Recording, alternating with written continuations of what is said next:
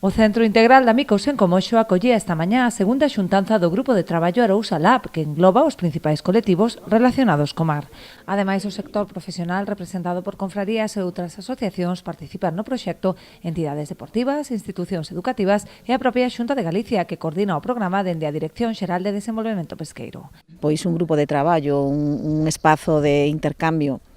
de experiencias, onde se xunta non solamente a administración, senón onde tamén está presente o noso sector pesqueiro, o noso sector da acuicultura e a parte centros tecnolóxicos e despois ramas tan importantes como o deporte, como esa vida sana que en Galiza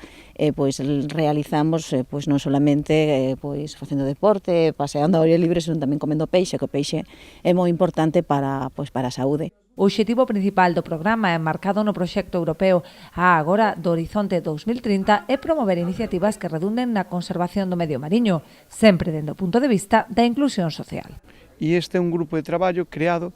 para concienciar, primeiro, da importancia que ten o mar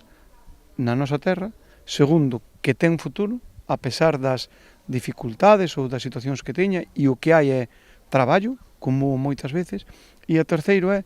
empezar a falar de restauración activa, de coidado do mar e das súas especies máis sensibles, porque parte do futuro dai ven de que entre todos poñamos un graniño de area coidando do mar. E todos botemos unha manciña no que podamos, ben sea cunha limpeza, recollendo un plástico, conservando, comprando especies en talla, non comprando especies ovadas,